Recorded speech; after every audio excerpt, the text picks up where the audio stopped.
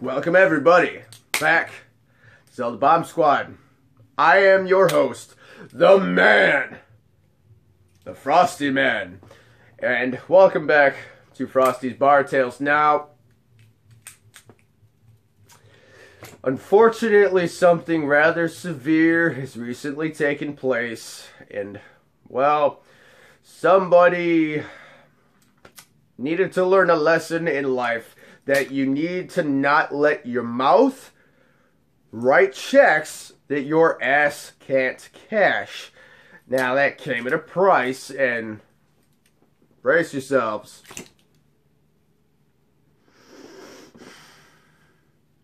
See that? See this? I ain't happy about this. No, I'm not. Because you see this? This takes time. Damn it. And this is my good side. And he fucked it up. But that's not the point. The point is the guy learned his lesson. I got away with it the better. So, we're in the zone. We're there. We are Frosty because now I have a rather interesting story to tell you guys. And it gives me great pleasure to say this because this is the first story I have where all of us are involved. I'm so happy to tell this story. So this first story is called Mina Ballerina. I will explain the significance behind that title in uno momento. Now the second story here is appropriately named Humpty Dumpty. Yep, so here we go. Mina Ballerina is about a man who was being mean after we kicked him out. Hence mean. But he was doing ballerina moves, so you can't rhyme mean with ballerina. So it had to be Mina Ballerina. So that's what that is. If anybody can come with a better title, I will change it and give you credit. So good luck. Anyway, it's not that hard to surpass this originality. No.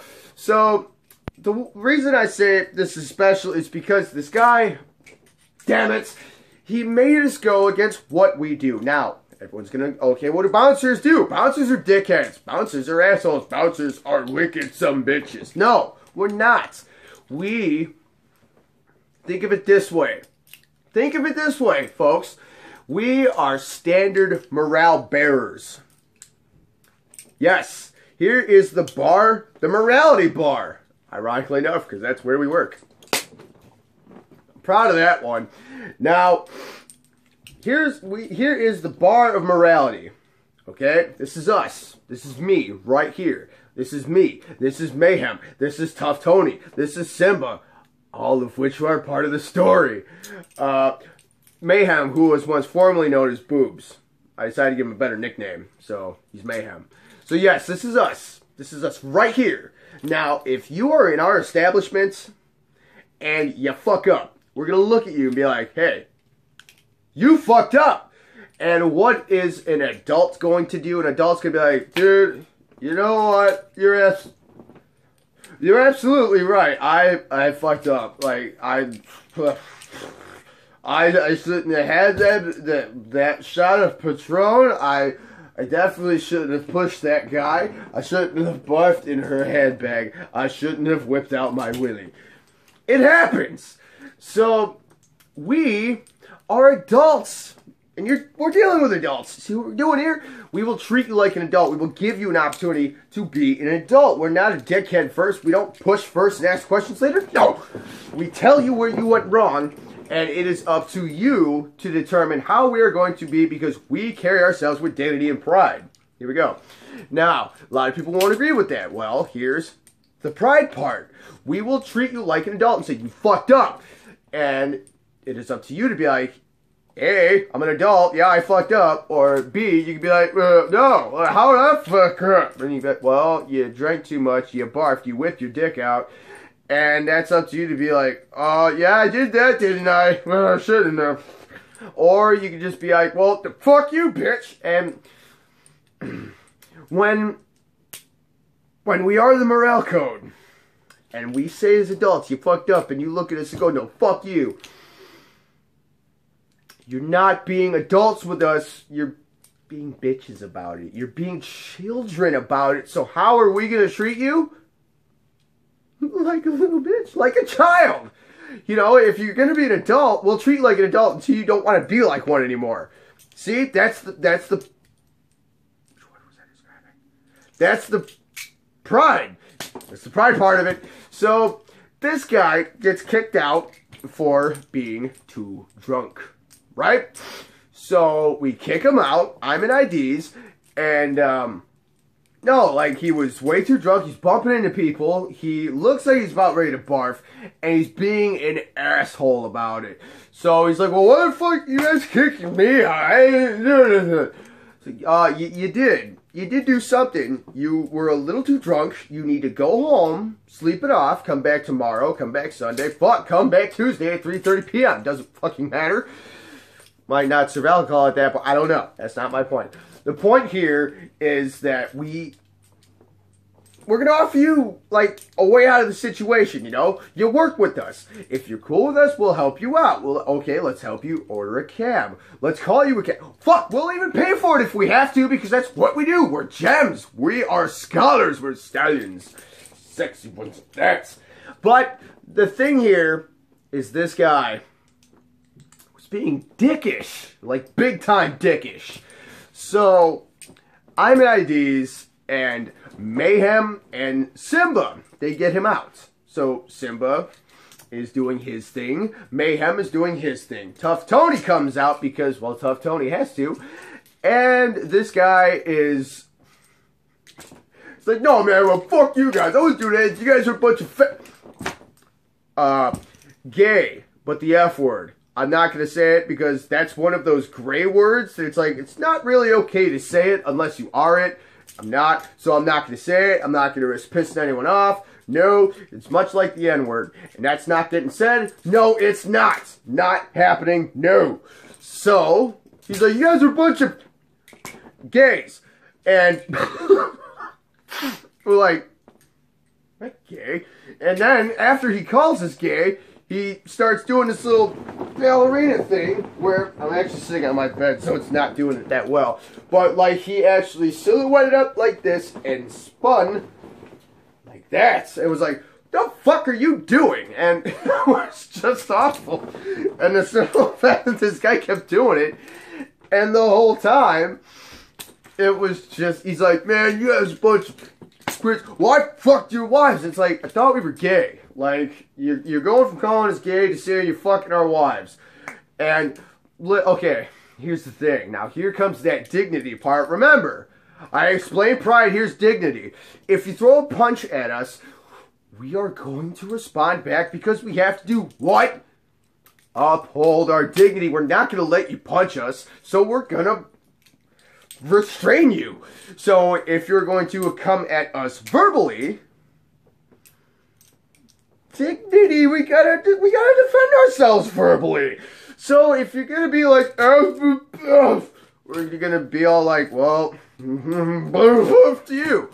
It can be funny, it can be childish, but it's not really childish on our part. No, so we're just defending ourselves. So this guy's like, yeah, man, well, fuck you, you're gay. And here's the thing to take away from all of this. This was not a pre-planned effort on our part. No, it was not. This all happened randomly. Every single one of us damn near presented when he said it, but at different times. So what do I say when I say we presented well? We didn't whip our asses out? No, that'd be weird. Well, might be fine, because it is, but that's matter of opinion. So we literally just turned around and just like, well... oh, you think you're calling me gay, huh? Well, come get it, bitch! And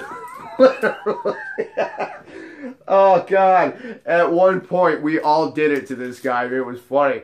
So, yeah, he kept calling us gay. It's like, well, guess what? You didn't know. Right there, bitch.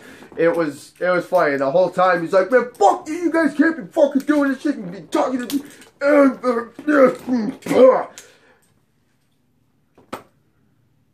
And he kept saying, mind you, he kept saying, oh yeah, well, why don't you come across this line right here? So he tried doing that old Looney Tunes thing where it was like, oh yeah, say that on this side of the line. Oh shit. Alright, we'll say that on this side of the line. Oh shit. Alright, say that on this side. Oh shit. Say it on this side. Well, fuck you, asshole. Oh. So, that's what happened. I mean, he kept looking at Tough Tony, and it's like, don't fuck with Tough Tony. Don't do it. It's not a good time. And at this time, we had another person from our establishment. I'm going to call him...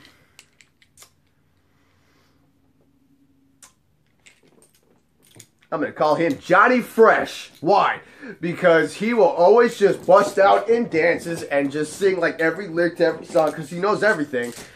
And he does it very well. So, you have a nickname. We were hanging out earlier, and I was trying to ask him to come up with a nickname. He wanted me to come up with a nickname. Well, I just did on the spot. You are Johnny Fresh. You're welcome, because everything he drops is fresh. And he brings us the liquor, which is fresh, and he has to get everything downstairs from where it is fresh, and oh my god, it really fucking works! I'm so proud of that, because it was on the spot. So he got a nickname, Johnny Fresh. I've lost my mind. So, the whole thing about this guy is just the simple fact that it was just, oh, the fuck you guys. And then we were all just like, okay, well, we're gay, so come get it.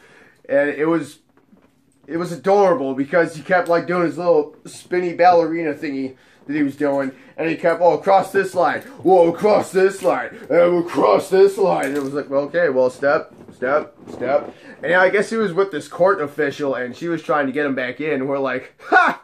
We're not letting this piece of shit back in. You see how he's talking to us? He started it. We tried being like, hey, you're cool. Just relax. And all he was just all like, oh, and I was like, bitch, get out.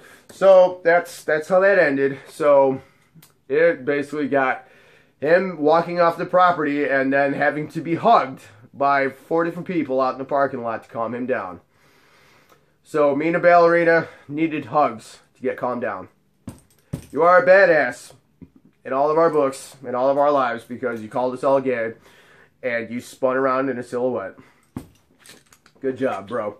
So now we have Humpty Dumpty. Now,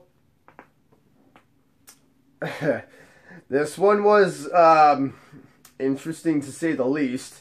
Now, we had this female come in, and she was, how to put this delicately, of a thicker persuasion. And oddly shaped. Catch my drift? So, she was way too intoxicated. Way too intoxicated. Like, she had to have been drinking before she came in. I don't know.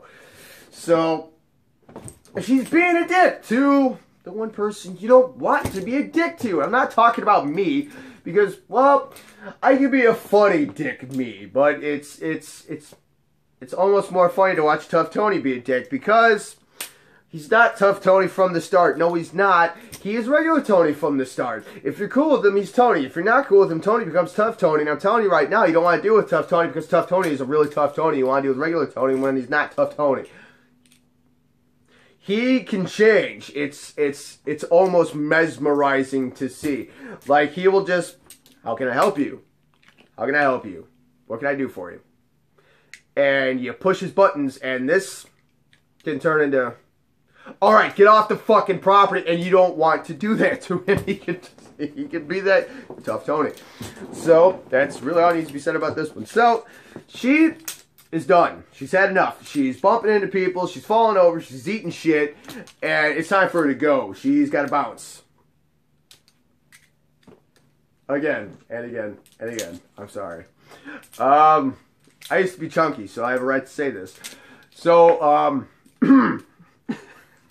so, she is stumbling over. So, Tough Tony, still Tony at this point, he's like, man, how are you getting home? I'll get something. Okay, ma'am, where do you live? It's fine. Where the hell is that at? Does the village of It's Fine have a better mayor than we do? Because we would like that very much, so yes. So, it was just, oh God. And it was just, ma'am, what is your name? Just, no, I'm okay. Where you live? It's fine. I've never heard of that place. And by the way, time out. I actually Google mapped. It's fine. It's not fine because it's not in there. I looked for about a good 5 minutes and I couldn't find anywhere. So, doesn't exist, you slick bitch. So, and the reason I say slick bitch is because she turned into one. Like, Tony was trying to be Tony, being helpful, and, you know, she was, like, literally falling over, about to just eat shit. So I'm like, Humpty Dumpty's about to fall and crack herself, and I'm telling you right now, we do not have enough King's men and King's knights to put this one back together again. There's not enough duct tape, there's not enough electrical tape, damn those. We cannot be going to Kentucky Derby and taking all the glue from those horses' feet, because I'm telling you right now, we don't have enough. So we wanted to prevent her from breaking and causing way too much damage. Not only to her, but our foundation. But that's beside the point. So yeah. Going to hell for that. But anyway, so, you know, Tough Tony was like, ma'am, here's the chair. Why don't you sit down before you hurt yourself? So she was gonna. And, you know, so she sits down, good, carefully, slowly. She sat down, nothing broke. And when somebody is that intoxicated, we're genuine at first, so we want to give you water to make you feel better. We can't give you water in a plastic cup because then we're like, hey, what's that camera show? A person is like, well, is that a liquor? Is that water? We don't fucking know. So the only way you can go outside is with a bottle of water. That's what you can't fucking argue that shit.